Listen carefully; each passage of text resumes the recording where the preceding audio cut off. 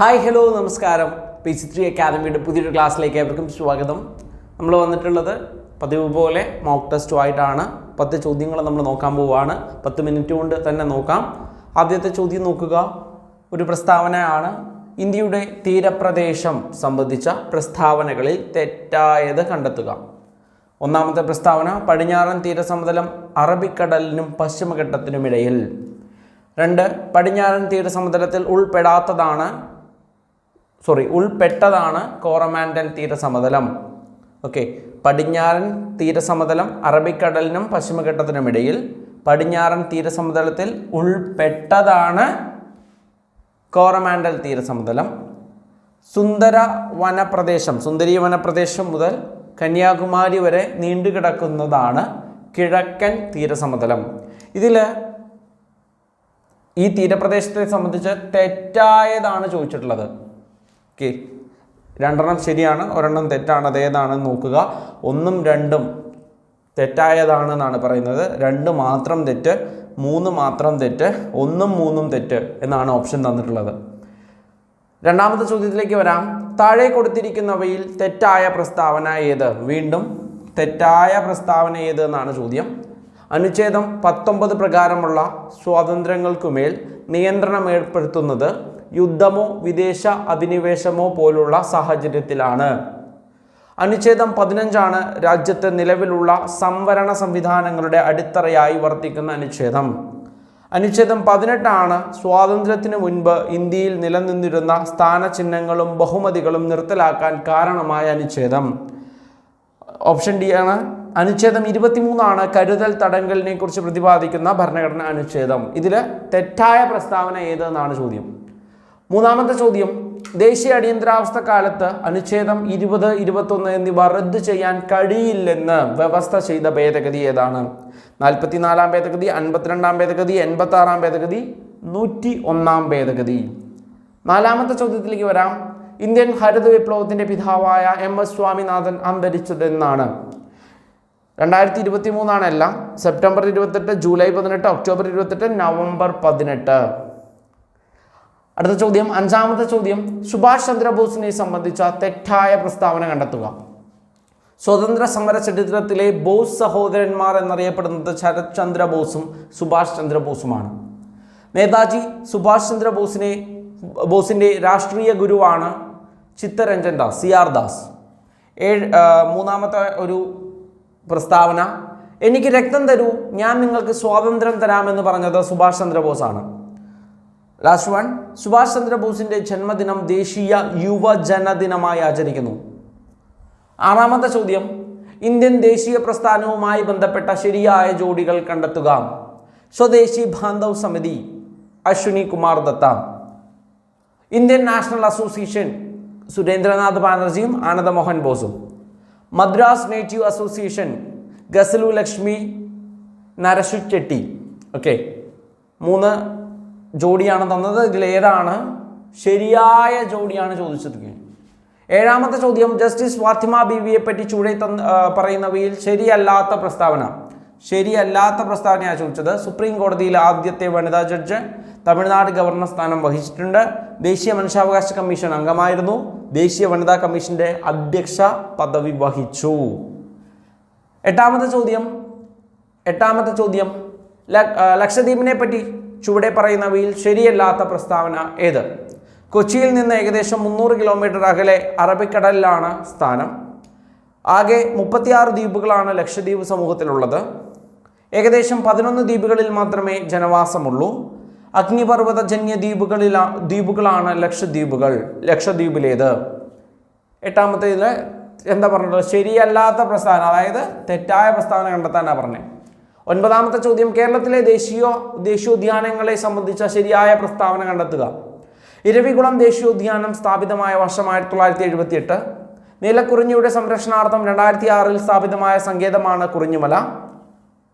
സിംഹവാലൻ കുരങ്ങുകളുടെ ആവാസ കേന്ദ്രം എന്ന നിലയിൽ പ്രസിദ്ധമായ ദേശീയോദ്യാനമാണ് സൈലന്റ് വാലി. കേരളത്തിലെ ദേശീയോദ്യാനങ്ങളെ പറ്റി ശരിയായ പ്രസ്താവന കണ്ടെത്താനാണ് പറഞ്ഞിട്ടുള്ളത്.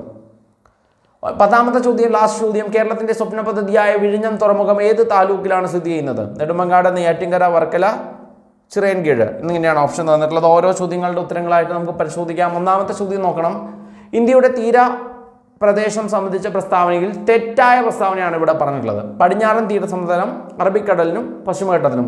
ശരിയാണ് അല്ലെ, പടിഞ്ഞാറാണ് അറബിക്കടൽ, അവിടെയാണ് പശ്ചിമഘട്ടം ഉള്ളത്. ഇനി കിഴക്കൻ തീരമാണ് ചോദിച്ചത് എന്നുണ്ടെങ്കിൽ കിഴക്കൻ തീരസമതലം ബംഗാൾ ഉൾക്കടലിനും പൂർവ്വഘട്ടത്തിനും ഇടയിലാണ് വരിക. അപ്പോൾ ഇത് ശരിയായ പ്രസ്താവനയാണ്. നമ്മുടെ അവിടെ ചോദിച്ചത് തെറ്റായ പ്രസ്താവന.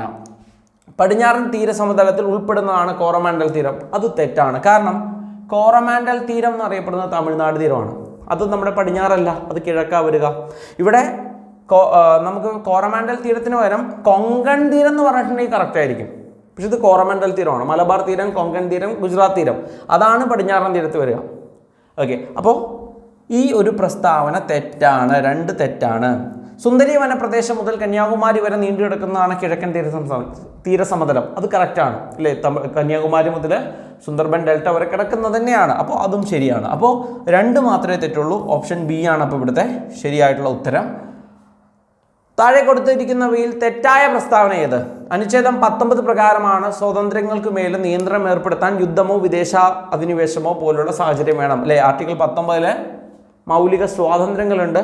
അത് തീർച്ചയായിട്ടും യുദ്ധമോ വിദേശ അധിനിവേശമോ വരികയാണെങ്കിൽ അതിൽ നിയന്ത്രണം വരുത്താം. ആർട്ടിക്കിൾ 15 രാജ്യത്ത് നിലവിലുള്ള സംവരണ സംവിധാനങ്ങളുടെ അടിത്തറയായിട്ട് പ്രവർത്തിക്കുന്നത്. ശരിയാണ്.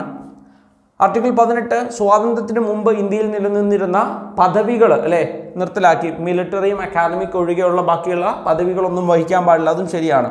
പക്ഷെ ഇവിടെ ഒരു തെറ്റുണ്ട്. അനുച്ഛേദം 23 കരുതൽ തടങ്കൽ എന്ന് പറഞ്ഞത്. 23 അല്ല, 24 അല്ലെ. 23, 24 എന്താണ്? ചൂഷണത്തിനെതിരെയുള്ള അവകാശങ്ങളുമായി ബന്ധപ്പെട്ടതല്ലേ.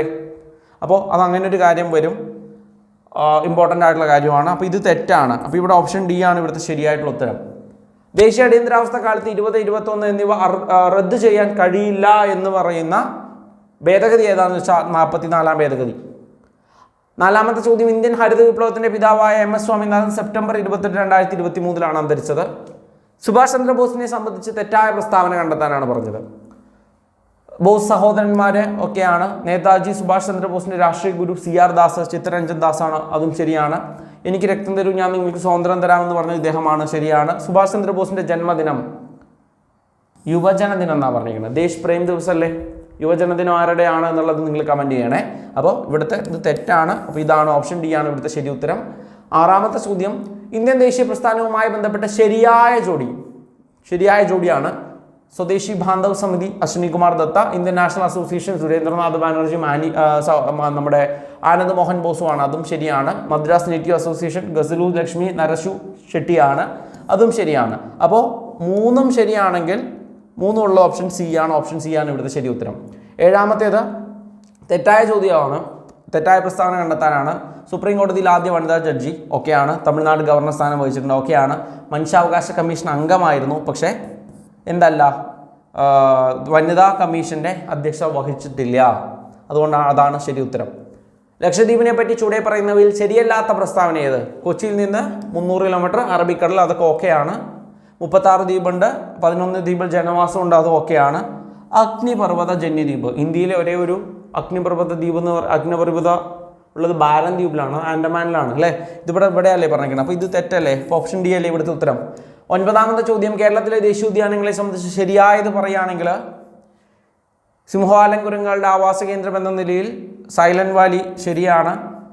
നീലിക്കുറിഞ്ഞിയുടെ സംരക്ഷണാർത്ഥം 2006 ശരിയാണ്. ഇരവികുളം 1978 ശരിയാണ്. അപ്പോൾ ഇത് 3ഉം ശരിയായതുകൊണ്ട് തന്നെ ശരിയായ പ്രസ്താവനയാണ് പറഞ്ഞത്. 3ഉം ശരിയായതുകൊണ്ട് ഓപ്ഷൻ ഡി ആണ് ശരി ഉത്തരം. 10-ാമത്തെ ചോദ്യം. കേരളത്തിലെ സ്വപ്നം വിഴിഞ്ഞം തുറമുഖം എവിടെയാണ്? നെയ്യാറ്റിൻകരയിലാണ്. 10 ചോദ്യങ്ങൾ പറഞ്ഞു. എത്രണ്ണം ശരിയായിട്ടുണ്ട്, എത്രണ്ണം തെറ്റിയിട്ടുണ്ട് എന്നുള്ളത് കമൻറ്റ് ചെയ്യുക. നിങ്ങളുടെ പഠനം എങ്ങനെ പോകുന്നുണ്ട് എന്നതിനെക്കുറിച്ചിട്ടുള്ള ഒരു വിവരം കൂടി നിങ്ങൾ തരിക. മോഡൽ എക്സാമുകൾ എഴുതാൻ ആഗ്രഹിക്കുന്നുണ്ടെങ്കിൽ മോഡൽ എക്സാമുകളോടൊപ്പം സ്കൂൾ പാഠപുസ്തകത്തിൻ്റെ സയൻസ്, സോഷ്യൽ എന്നിവയുടെ സമഗ്രമായിട്ടുള്ള പേജ് 3യുടെ സ്പെഷ്യൽ മെറ്റീരിയൽ കൂടി നിങ്ങൾക്ക് ഈ ഒരു കോഴ്സിൻ്റെ ഭാഗമായിട്ട് നമ്മൾ പ്രൊവൈഡ് ചെയ്യുന്നുണ്ട്. 70 മോഡൽ എക്സാം, സ്കൂൾ പാഠപുസ്തകം 5 to 10 അതൊരു തവണ വായിച്ചാൽ തീർച്ചയായിട്ടും നിങ്ങൾക്ക് ഉപകാരപ്പെടും. കഴിഞ്ഞ UP പരീക്ഷയ്ക്ക് ഒരുപാട് ചോദ്യങ്ങൾ സ്കൂൾ ടെക്സ്റ്റ് ബുക്കിൽ നിന്നാണ് വന്നത്. അപ്പോൾ അത്രയും ഡീറ്റെയിൽ ആയിട്ട് തന്നെയാണ് നമ്മൾ ഈ നോട്ട്സ് സ്കൂൾ ടെക്സ്റ്റ് ബുക്കിനെ ബേസ് ചെയ്തിട്ട് ഒരു പോയിന്റ് പോലും ഇടാതെ സമഗ്രമായിട്ട് ഉണ്ടാക്കിയ നോട്ട് അവൈലബിൾ ആണ്. ഈ കോഴ്സ് പർച്ചേസ് ചെയ്യുന്നവർക്ക് സൗജന്യമായിട്ട് കിട്ടും. ഒപ്പം കറണ്ട് അഫയേഴ്സും അവൈലബിൾ ആയിരിക്കും. അപ്പോൾ കോഴ്സിനെ കുറിച്ച് കൂടുതൽ അറിയാൻ ഈ നമ്പറിലേക്ക് ചുവടെ കാണുന്ന നമ്പറിലേക്ക് വിളിക്കുക. ഓക്കെ, കൂടുതൽ ചോദ്യങ്ങളുമായിട്ട് പരീക്ഷ വരെ നമ്മൾ കൂടെ ഉണ്ടാവും. പരീക്ഷയ്ക്ക് ശേഷവും നിങ്ങളോടൊപ്പം PG3 ഉണ്ടാകും. Okay, thank you.